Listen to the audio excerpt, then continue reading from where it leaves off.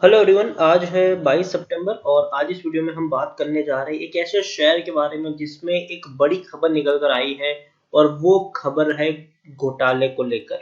हालांकि इसके बारे में अभी तक कुछ क्लियर नहीं है, लेकिन अभी तो ऊपर ऊपर से एलिगेशन जरूर सामने आए हैं और उसके चलते शेयर में डेफिनेटली काफी बड़ा प्रेशर क्रिएट हुआ है। एक बड़ी गिरावट भी हमें देखने को मिली हुई है।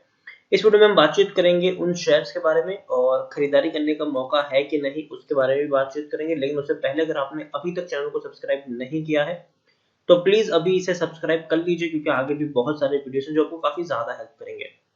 तो चलिए शुरू करते हैं। तो जिसके बारे में हम बात करने जा रहे हैं उसका नाम है Jindal steel and power limited, JSPL के नाम से भी हम जिसको जानते हैं। और 170 रुपए के आसपास शेयर ट्रेड कर रहा है। आज भी 3% की गिरावट है और कल तो भैया बहुत बड़ी गिरावट हमें यहाँ पर देखने को मिल चुकी है। पिछले एक महीने की बात करें तो पिछले एक महीने में इसके शेयर में 24 से 25% की भयंकर गिरावट है। 226 रुपए के लेवल से टूटकर शेयर नीचे आया है। और जैसे ही ये एलिगेशंस लगे तो पिछले 2 दिन में ही अगर हम देखते हैं 2 सेशन में, तो तकरीबन 200 रुपए से गिरकर ये शेयर नीचे आया है। 198 रुपीज का शेयर 175 रुपीज तक आ गया। तो इतनी बड़ी गिरावट हमें देखने को मिली थी कल के सेशन में। और आज हमें 3% की गिरावट अगेन यहाँ पर देखने को मिली है। पिछले एक साल की बात करेंगे तो पिछले एक साल में 55% का ग्रोथ है। आप देखिए, पेंडेमिक के दौरान शेयर 63 रुपीज तक टूट गया था, लेकिन उसके बाद जो रैली आई है वो वाकई में काबिले तारीफ थी। 235 रुपए तक शेयर चला गया। आप देखिए, पेंडेमिक के पहले से भी ऊपर शेयर निकल गया, लेकिन अब गिरावट यहाँ पर आई है और ये गिरावट अभी लंबी चल सकती है। पिछले 3 साल का बात करें तो पिछले 3 साल में JSPL के शेयर में 21% का ग्रोथ देखने को जरूर मिला। 290 रुपए के आसपास का शेयर था। भयंकर गिरावट आई, तेजी आई, गिरावट आई, तेजी आई, अब वापस से गिरावट का दौर देखने को मिला है। 10 साल की बात करें तो पिछले 10 साल में Jindal steel and power limited में 76% की गिरावट है। 750 रुपए के लेवल से शेयर टूटकर नीचे आया है। इससे पहले भी तेजी आई, लेकिन उतनी बड़ी तेजी नहीं आई जितनी बड़ी गिरावट आई। तो देखिए, चार्ट देख के एक चीज तो समझ में आ रही है कि ये वो शेयर नहीं है जिसको आप खरीद के भूल जाए या फिर जिसमें आप ये सोचे कि भैया मैं यहाँ पर 5 या 10 साल का निवेश कर दूंगा। जी नहीं, बिल्कुल भी नहीं। ये वो शेयर है जिसमें आपको पोजीशन बनानी है और जब गिरावट आए। लेकिन अभी जिस सिचुएशन में ये केस फंसा हुआ है, ये जो शेयर फंसा हुआ है, उसमें मुझे लगता है कि अभी थोड़ा दूर रहना ही सही। क्योंकि देखिए, इनके ऊपर भैया सस्पिशियस एक्टिविटी हुई हो रही है यहाँ पर, उसको लेकर रिपोर्ट दाखिल की हुई है। न्यूज कुछ इस तरीके से है कि Jindal steel and power share price was down over 6% in morning session at the September 22 following reports that Discharge Bank Trust Company America filed suspicious activity report। देखिए भैया, खुद बैंक ने suspicious activity report फाइल की है on fund transfer by company for two consistent. तो देखिए, 2 साल 2 साल में इनके द्वारा कई सारे ऐसे ट्रांजैक्शन किए गए हैं जो सस्पिशियस है। और ये भैया एक बहुत बड़ी बैंक ने बताया है। और डेफिनेटली जब इतनी कोई बड़ी बैंक जब ये ऐसी चीजों को पॉइंट आउट करती है तो शेयर्स में टूटना स्वाभाविक होता है। The media report were based on leaked suspicious activity report filed by bank and other financial firms with the US department of treasury. तो देखिए, सिर्फ बैंक ने ही नहीं, उसके अलावा और कई सारे फाइनेंशियल फर्म्स हैं यूएस के, उन्होंने ये चीजें फाइल करी है।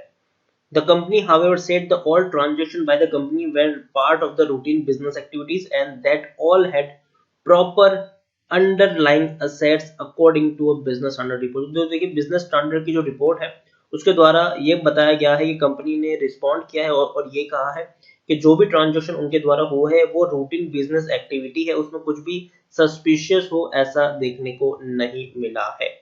यहाँ पर आप देखिए कि SARS showed that the Delhi-based steel producer received $2.48 million in 2015 and 16.8 million in 2016। During the period, the company sent money to firm based in, तो देखिए, जर्मनी, UK, US कई जगह पर इन्होंने पैसे भेजे हैं और फंड इनको रिसीव हुए हैं दुबई एंड स्विट्जरलैंड से। तो टोटल अगर हम देखने की बात करें तो JSPL sale total 4.85 million in 2015, $4.85 million in 2015 and total of $12.83 million in 2016। तो देखिए, काफी बड़ी एलिगेशंस है ये, और एलिगेशंस लगाने वाली कोई छोटी मोटी बैंक नहीं है, एक बहुत ही बड़ी और रेप्यूटेड बैंक है। और उसके अलावा कई सारे यूएस फर्म ने भी इसके ऊपर ये आरोप लगाया है और इसके चलते जिंदल स्टील का जो शेयर है वो टूट के बिखर रहा है और काफी ज्यादा प्रेशर यहाँ पर क्रिएट हो रहा है। उसके अलावा अगर हम देखें टेक्निकल रेटिंग अभी भी कुछ खास अच्छी देखने को नहीं मिली है। पीई 19.08 है, इंडस्ट्री पी 20 के आसपास है। बुक वैल्यू आप देखेंगे तो 232 है, प्राइस टू बुक वैल्यू 0.72 है। ईपीएस 8.81 है और डिलीवरीज तकरीबन 32 के आसपास देखने को मिल रही है।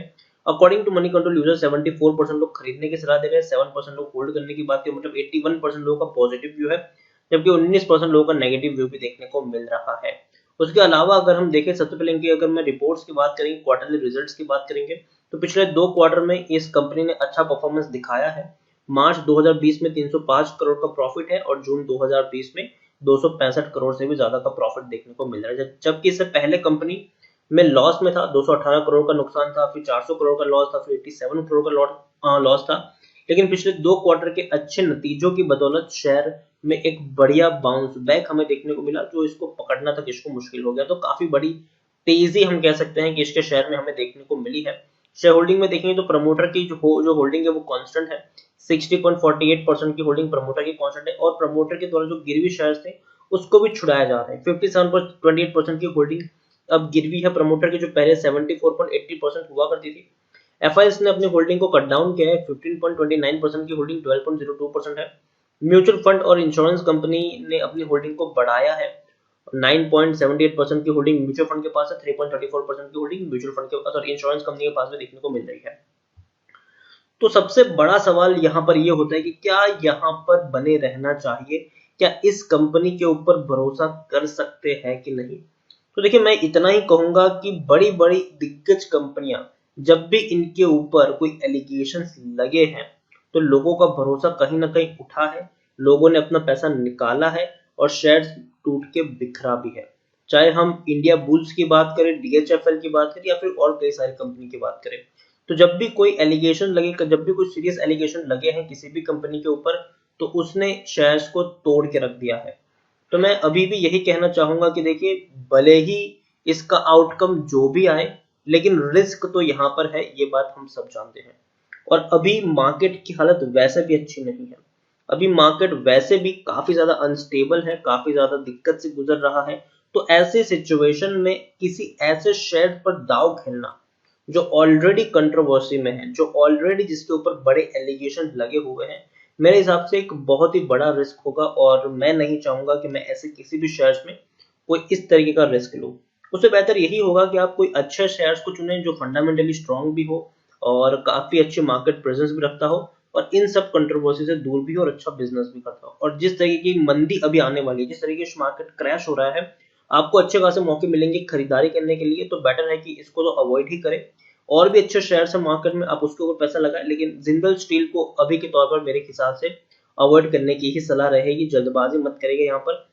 जो एलिगेशन लगे हैं वो वाकई में काफी बड़े और सीरियस एलिगेशन है, तो सबसे पहले उन सबसे इनको बाहर निकलना होगा और उसके बाद ही यहाँ पर हम कुछ सोच सकते हैं। तो अभी तो मेरे हिसाब से स्ट्रेट अवे अवॉइड करने की सलाह रहेगी यहाँ पर। तो इसी के साथ वीडियो को एंड करूंगा। अगर आपको वीडियो पसंद आया हो तो प्लीज इसे लाइक कर शेयर करें। अगर आप चैनल पर पहली बार आए तो प्लीज सब्सक्राइब करें और Jindal steel and power limited के बारे में आप क्या सोचते हैं वो भी आप मुझे कमेंट में लिखकर बता सकते हैं। Thank you.